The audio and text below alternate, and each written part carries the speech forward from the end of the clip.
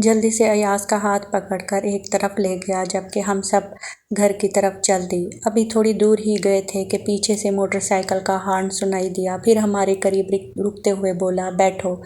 میں جلدی سے آگے بڑھی تو وہ بول پڑا، تم سے نہیں، میں نیلی سے کہہ رہا ہوں۔ مارے غصے کے میں کھول اٹھی اور پھر جیسے ہی نیلی بیٹھنے لگی وہ ہنس کر بولا، ارے تمہیں تو روز لے کر جایا کروں گا، آج اس کو بھی لے جانے دو، وہ کیا یاد کرے گی، اب میں نہیں جاؤں گی۔ میں نے غصے سے انکار کر دیا، اب زیادہ نخرے نہ دکھاؤ، بیٹھو۔ وہ روب سے بولا، تمہیں دبک گئی۔ 10 منٹ بعد ہم بھیڑوں کے فارم پر موجود تھے۔ ایاز موٹر سائیکل روکتے ہوئے بولا، اندر چلو گی یا پھر؟ میں چپ چاپ کھڑی رہی تو ایاز نے کہا، اندر جانے کا کوئی فائدہ بھی نہیں، ہر طرف بھیڑیں ہیں، اور پھر بھیڑیں کیا تم نے کبھی دیکھی ہوئی نہیں ہیں؟ ویسی ہی ہیں جیسی سب ہوتی ہیں، فرق صرف اتنا ہے کہ یہاں تمہیں عمر کی نظر آئیں گی، چھوٹی سے چھوٹی اور بڑی سے بڑی۔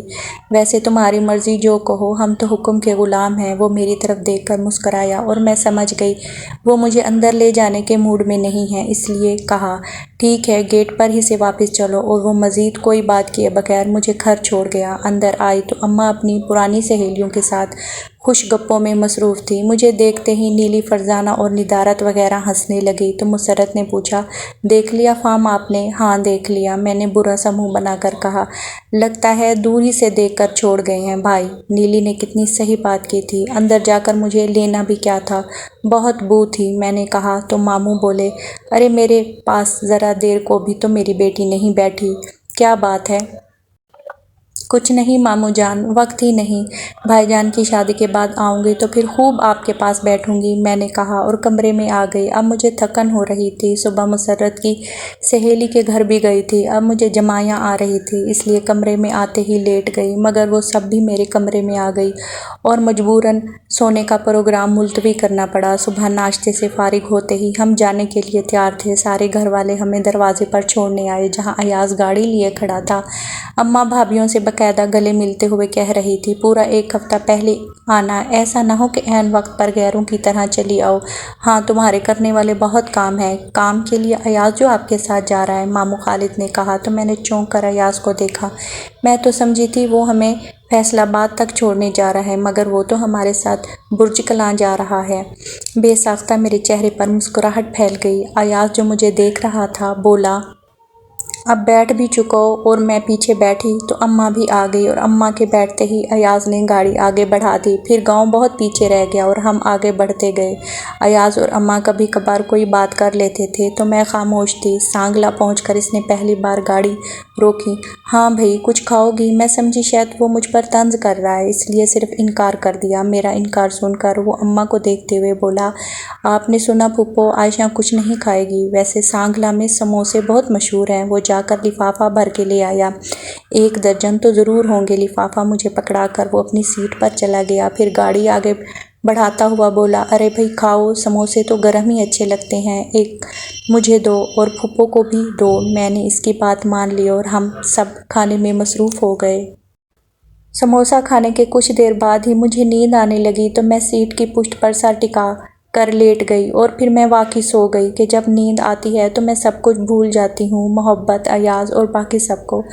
آنکھ کھلی تو ایاز کے زور سے بولنے پر میں نے بامشکل پوری آنکھیں کھول کر دیکھا، گاڑی رکی ہوئی تھی اور ایاز کہہ رہا تھا، کھانے کا وقت ہو گیا ہے، اب پہلے کھانا کھا لو پھر سو جانا۔ کیا ہم لاہور پہنچ گئے؟ میں نے حیرت سے پوچھا۔ جی نہیں، فی الحال تو گجرات پہنچے ہیں۔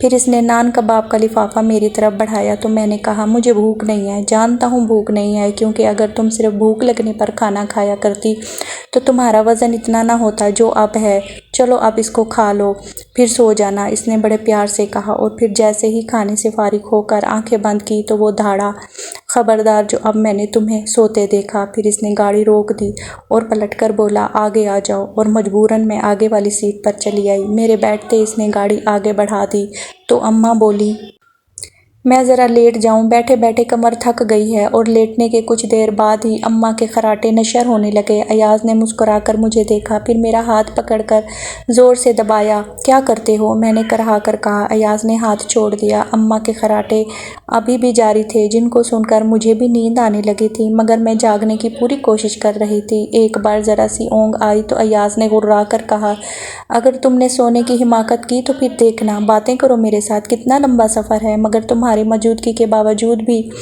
تمہیں سونے کے علاوہ اور کوئی کام نہیں ہے، کسی کا کچھ خیال ہی نہیں۔ کیا بات کروں؟ میں نے روحانسی ہو کر کہا۔ دسمبر ٹیسٹ تو نکل گئے، اب سالانہ امتحان کے بارے میں کیا سوچا ہے؟ بھائی جان کی شادی کے بعد سوچوں گی، میں نے بیزاری سے کہا۔ مجھے معلوم تھا وہ ایسی ہی باتیں کرے گا، اس لیے تو میں بات نہ کرنا چاہتی تھی۔ بعد میں بھی سوچنے کی کیا ضرورت ہے؟ وہ برا سا منہ بنا کر بولا تو میں چپ رہی کہ مزید کچھ کہہ کر ڈانٹ کھانا نہیں چاہتی تھی۔ پھر باقی کا سارا راستہ وہ میرے جاگنے کے باوجود چپ چاپ نہ جانے کیا سوچتا رہا، ایک بھی بات مجھ سے نہیں کی اور نہ ہی مجھ سے مخاطب ہوا تھا۔ اس نے گھر پہنچتے ہی بھائی جان ایاز کو دیکھ کر بہت خوش ہوئے۔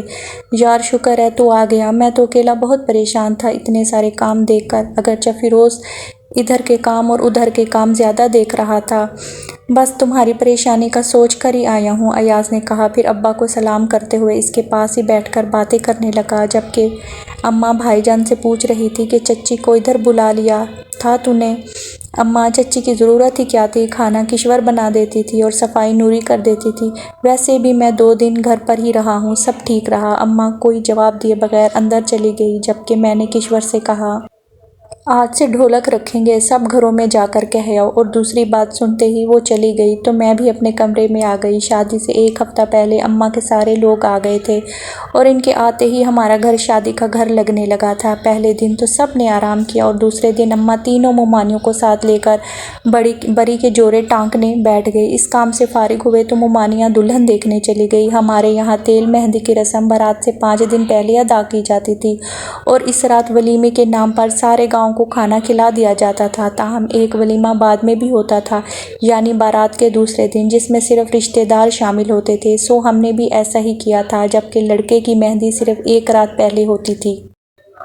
عذرا کی مہندی والے دن میں نے خوب اہتمام سے تیار ہوئی تھی، سرخ سوٹ کے ساتھ میں نے گہرا میک اپ کیا تھا۔ ہمارے یہاں فیشن تھا کہ تیل مہندی پر لڑکیاں صرف سرخ کپڑے پہنتی تھیں، باقی دنوں میں جو چیز چاہیں پہن لیتی تھیں۔ میں نے بھی جدید قسم کا سوٹ سلوایا تھا، کٹ ورک کی قمیض اور ساٹن کی شلوار کے ساتھ چمکدار جالی کا دوپٹہ بنوایا تھا، جبکہ بارات کے لیے سادہ سبز کاٹن کا شلوار سوٹ اور ولیمے کے لیے کریپ کا فیروزی سوٹ بنوایا تھا۔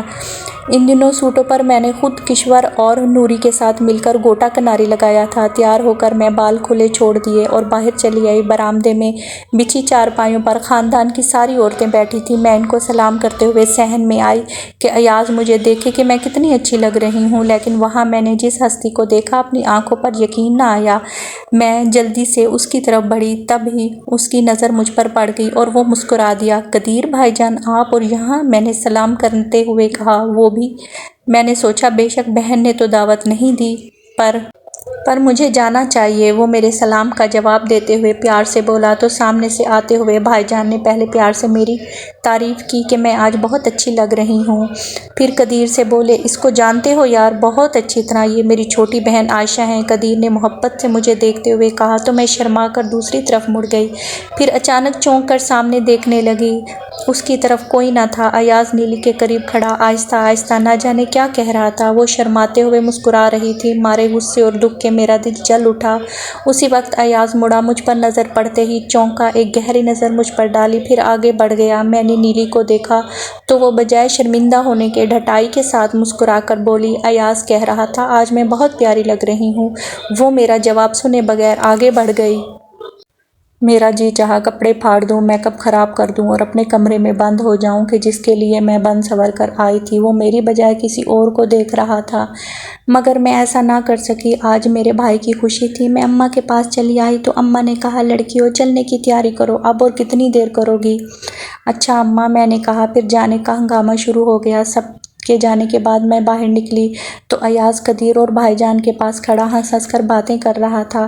جب سے نیلی آئی تھی تب سے وہ مجھ سے لاپرواہ ہو گیا تھا، جیسے میری کوئی حیثیت ہی نہ تھی اس کی نظر میں اس کو دکھانے کے لیے۔ میں بھی بے پرواہ ہو کر اس کے قریب سے گزر گئی۔ تاہم حیرت کی بات یہ تھی کہ جب ہم مہندی لے کر چچا کے گھر پہنچے تو ایاز قدیر وہاں پہلے سے موجود تھے۔ شاید وہ لوگ گاڑی میں آئے تھے جبکہ ہم سب لوگ پیدل تھے۔ جاری ہے ابھی